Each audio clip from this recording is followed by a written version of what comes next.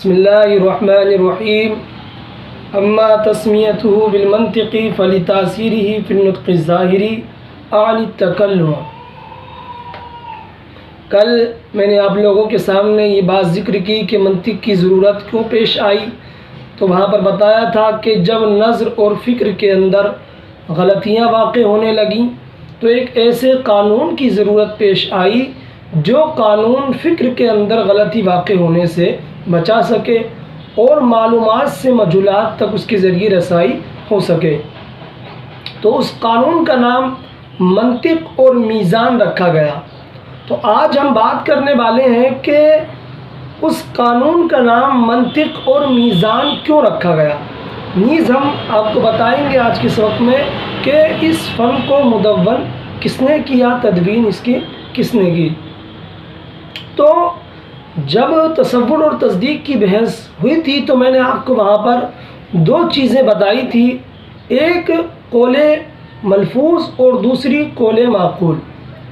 یعنی جو بھی ہماری بات ہوتی ہے وہ دو طرح کی ہوتی ہے، ایک وہ بات جو عقل میں ہوتی ہے اور ایک وہ بات جو زبان پر ہو جس کو قول ملفوظ کہا جاتا ہے، اور جو عقل میں ہو اس کو قول معقول کہا جاتا ہے۔ اب یہاں پر مصنف علیہ رحمہ نے قول ملفوظ کو نطق ظاہری سے تعبیر کیا ہے اور قول معقول کو نطق باطنی سے۔ تو اب ہم سمجھیں گے کہ منطق نام اس قانون کا کیوں رکھا گیا۔ تو جانیے کہ یہ جو قانون ہے جس کو منطق کہا، یہ جو قانون ہے اس کو نطق ظاہری میں بھی اثر ہے، یعنی یہ نطق ظاہری میں بھی مؤثر ہے اور نطق باطنی میں بھی مؤثر ہے۔ یعنی جو ہم عام طور پر بات کرتے ہیں تو یہ اس کے اندر بھی اثر انداز ہے، چونکہ جو منطقی ہوتا ہے، منطق کا جاننے والا ہوتا ہے، اس کا جو کلام ہوتا ہے، اس کی جو بات ہوتی ہے وہ اس سے کہیں زیادہ درست ہوتی ہے جو کہ منطق کو نہیں جانتا ہے۔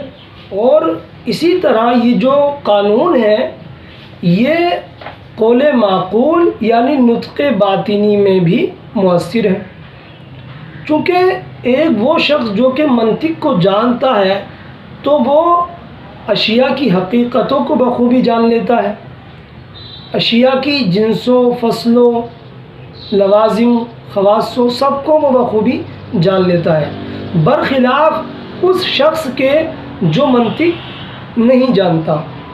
تو یہ چونکہ نطق ظاہری میں بھی مؤثر ہے اور نطق باطنی میں بھی مؤثر، یعنی وہ بات جو ہماری عقل میں ہوتی ہے اس میں بھی اثر کرنے والا ہے اور وہ بات جو ہماری زبان پر ہوتی ہے اس میں بھی اثر کرنے والا ہے۔ اس لحاظ سے اس کا نام منطق رکھ دیا گیا۔ تو ان دو سببوں سے، یعنی نطق ظاہری میں بھی مؤثر ہے اور نطق باطنی میں بھی یہ قانون اثر کرنے والا ہے، اس لیے اس کا نام منطق رکھ دیا گیا۔ دیکھیے ذرا منطق نام رکھنے کی وجہ، اما تسمیتہ بالمنطق فلتاثیرہ فی النطق الظاہری۔ اب باقی رہا اس قانون کا نام منطق رکھنا، تو کہتے ہیں فلتاثیرہ فی النطق الظاہری، تو اس لیے کہ یہ قانون اثر کرنے والا ہے نطق ظاہری میں، مؤثر ہونے کی وجہ سے اس کے نطق ظاہری میں۔ نطق ظاہری عن التکلم، یعنی جو ہم بات کرتے ہیں، جو تکلم کرتے ہیں وہ نطق ظاہری کہلاتا ہے، جس کو میں نے قول ملفوظ سے بھی تعبیر کیا۔ اذ العارف به یقوی علی التکلم بما لا یقوی علیہ الجاہل، اس لیے کہ اس علم کا جاننے والا وہ تکلم پر، بات کرنے پر قادر ہوتا ہے اس طور پر جس طور پر کہ جاہل قادر نہیں ہوتا۔ یعنی منطق کا جاننے والا جس انداز سے، جس طریقے سے بات کرنے پر قادر ہوتا ہے اس طریقے سے جاہل قادر نہیں ہوتا، یعنی جو اس علم کو نہیں جانتا۔ تو یہ نطق ظاہری کی بات تھی۔ اب کہتے ہیں وَقَذَا فِي النُّطْقِ الْبَاطِنِ، اور ایسے ہی یہ قانون نطق باطنی میں بھی مؤثر ہے۔ نطق باطنی میں نے قول معقول سے تعبیر کیا۔ مزید مصنف فرماتے عن الادراک، یعنی جو ادراک ہے، جو جاننا ہے، یہ اس میں بھی مؤثر ہے۔ کیوں مؤثر کیوں ہے؟ لأن المنطقی یعرف حقائق الاشیاء، اس لیے کہ جو منطقی ہوتا ہے وہ چیزوں کی حقیقتوں کو پہچانتا ہے۔ وَيَعْلَمُ أَجْنَاسَهَا وَفُصُولَهَا وَأَنْوَاعَهَا وَلُزُومَهَا وَخَوَاصَّهَا، اور منطقی جو ہوتا ہے وہ اشیاء کی جنسوں کو، اشیاء کی فصلوں کو، اشیاء کی نوعوں کو، اشیاء کے لوازمات کو، لوازموں کو، اور اشیاء کے خاصوں کو جانتا ہے۔ تو یہ جو تمام چیزیں ہیں، جنس ہے، فصل ہے، نوع ہے، لازم ہے، خاصہ ہے، ان تمام کا بیان انشاءاللہ ابھی مزید آنے والے اسباق میں آئے گا، تو اس کی تفصیل وہاں ہوگی۔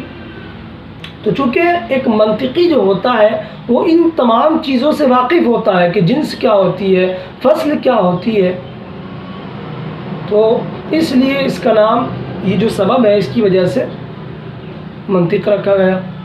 بخلاف الغافل عن هذا العلم الشریف، برخلاف اس شخص کے جو اس معزز علم سے غافل ہو، یعنی وہ ان چیزوں کو نہیں جانتا کہ جنس کیا ہے، فصل کیا ہے، اشیاء کی حقیقتیں کیسے پہچانی جائیں، وہ ان سب کو نہیں جانتا۔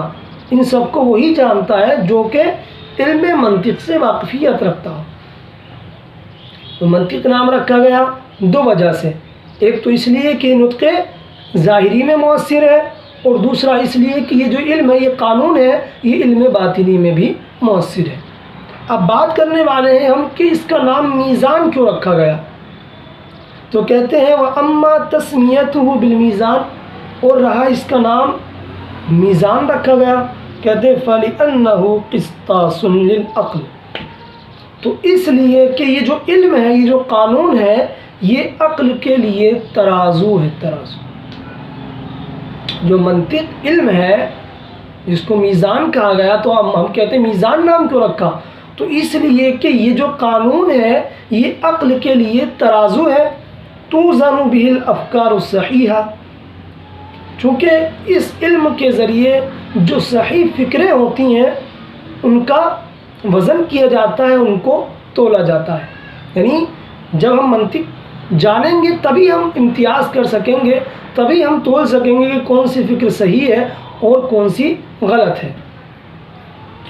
وَيُعْرَفُ بِهِ نُقْصَانُ مَا فِي الْأَفْكَارِ الْفَاسِدَةِ، اور اس علم کے ذریعے پہچانا جاتا ہے اس کمی کو، اس نقصان کو جو کہ فاسد فکروں میں ہوتا ہے، اور اس خلل کو پہچانا جاتا ہے جو کہ کھوٹی نظروں میں ہوتا ہے۔ تو اب یہاں تین چیزیں ذکر کی، افکار صحیحہ، افکار فاسدہ اور انظار قاصدہ۔ تو افکار صحیحہ، چونکہ نظر جو ہوتی ہے، جو ترتیب ہوتی ہے، غور و فکر، وہ کبھی تو بالکل درست ہوتی ہے، تو اس لیے افکار صحیحہ کہا، اور کبھی بالکل مکمل طور پر تو درست نہیں ہوتی لیکن کچھ درست ہوتی ہے، اس لیے افکار فاسدہ کہا، اور کبھی جو ترتیب ہے، نظر ہے، وہ بالکل درست نہیں ہوتی، تو اس لیے انظار قاصدہ کہا۔ قاصدہ مطلب کھوٹا، چونکہ جو سکہ ہوتا ہے، جو کھوٹا ہوتا ہے، وہ بھی کسی کام کا نہیں ہوتا، اس لیے وہ فکر، نظر جو بالکل ہی غلط ہے، وہ بھی کسی کام کی نہیں ہوتی ہے۔ وَمِن ثَمَّ يُقَالُ لَهُ، اور اسی وجہ سے اس علم کو العلم العالی، علم عالی بھی کہا جاتا ہے۔ جو علم منطق ہے، علم میزان ہے، اس کو علم عالی بھی کہا جاتا ہے۔ کیوں؟ لِكَوْنِهِ آلَةً لِجَمِيعِ الْعُلُومِ، اس کے، یعنی یہ جو قانون ہے، یہ جو علم ہے، اس کے تمام علوم کے لیے اعلیٰ ہونے کی وجہ سے، یعنی جتنے بھی علوم دوسرے ہیں ان تمام علوم کے لیے یہ ایک آلے کی مانند ہے، تو اس کو اس لیے علم عالی کہتے ہیں۔ لا سیما للعلوم الحکمیہ، خاص کر علوم حکمیہ یعنی جو فلسفیانہ علوم ہیں ان کے لیے یہ علم منطق اعلیٰ ہے، اس لیے اس کو علم عالی بھی کہہ دیتے ہیں۔ تو یہ بات تھی کہ منطق کیوں کہا، میزان کیوں کہا۔ اب ہم بات کریں گے کہ اس علم کو کس نے مدون کیا۔ تو کہتے ہیں فصل اعلم ان ارسطاطالیس الحکیم دون هذا العلم بامر الاسکندر الرومی ولہذا یلقب بالمعلم الاول۔ فصل ای هذا فصل، یہ فصل ہے۔